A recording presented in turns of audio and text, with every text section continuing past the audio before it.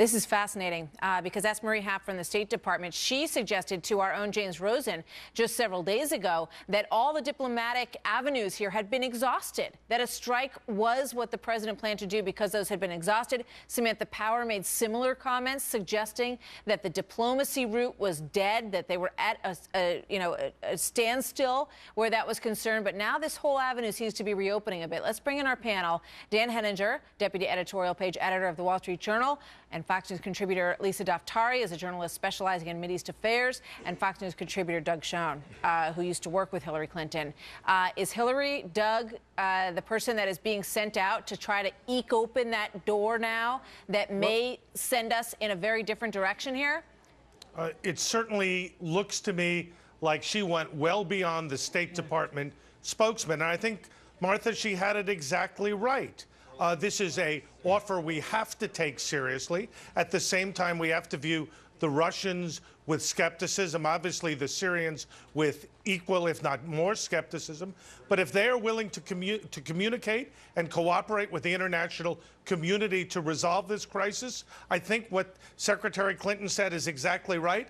And it is at least a small step towards a resolution. Where it'll lead, we just don't know. I find this fascinating, Dan Henninger.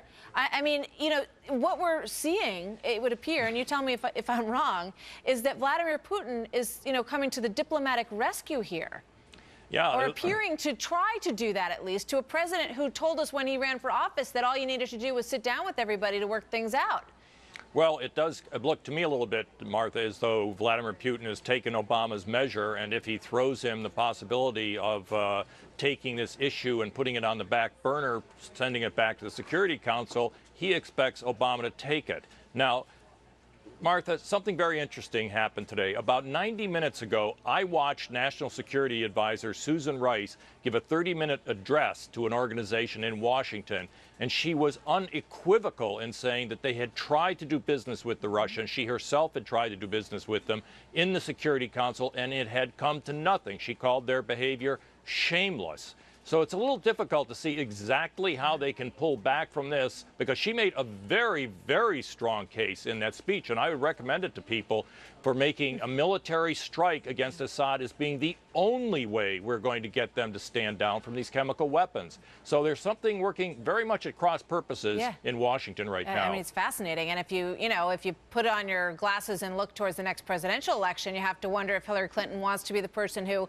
stepped forward and was able to sort of talk about a diplomatic way out of this whole thing. Boy, Lisa, what's your take? You know, no one can really argue with the different points that she makes. But what the difficulty will be in presenting this to Congress is everyone will, you know, hands down believe that this is an awful situation. The use of chemical weapons should not be accepted. The humanitarian crisis in Syria for over 29 months has been a huge crisis that should be stopped. But where they're going to fail in connecting the points is, where will the U.S. limited attacks then lead to stability in Syria? 1. 2, the weapons not getting into the hands of the radicals. 3, our allies and our assets in the area being safe. 4, there being no retaliation from Russia, the Iranian regime, and the Syrian regime. So I don't know. I mean, she brings up, very interesting points that no one can really argue with. But the means of getting there is what's going to be the problem. And secondly, when we talk about Putin's suggestion here, this is probably yet another way that we've seen from the Russians and the Iranian regime as well of playing out the clock.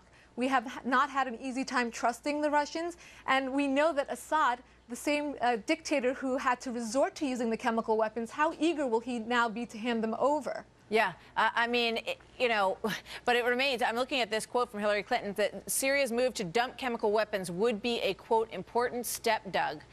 This does provide potentially an out for a very, intransigent Congress and American people on this issue. And it gives you time. Well, we'll have to verify that this is actually done.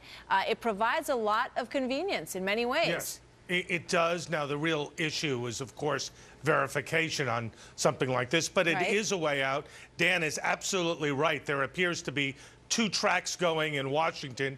It leaves you wondering who's making the decisions and who's in control. But bottom line, there is no reason that the military option has to be taken off the table to pursue the diplomatic option, as Secretary Clinton suggested. It just is a question of coming up with a credible system of verifying what the Syrians may well undertake and what the Russians floated. Yeah, but just putting this all together, you know, John Kerry kind of floated this idea as a, oh, it would never happen, though. You know, well, if they were possibly going to lock down their chemical weapons or dump them, we'd have to talk, but we all know that's not going to happen. So you have Samantha Power and Susan Rice saying that diplomatic avenues have been exhausted in this situation, and Hillary Clinton walking out and saying, well, you know, maybe there's a possibility here. Dan, are we looking at another Susan Rice incident where she is, you know, sort of been told to go out there and say X, and then it turns out that Y is what's actually going on?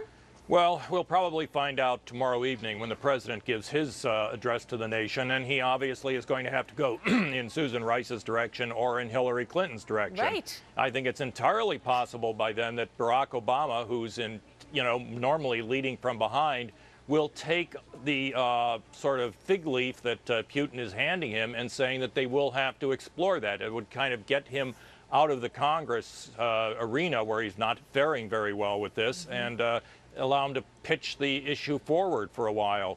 But again, as Susan Rice said in that talk, the mullahs in Tehran are watching this very closely, and if we didn't follow through on this, they're going to follow through on their WMD program. Dan and Lisa and Doug, thank you so much. Thank you so A lot much. happening in this story.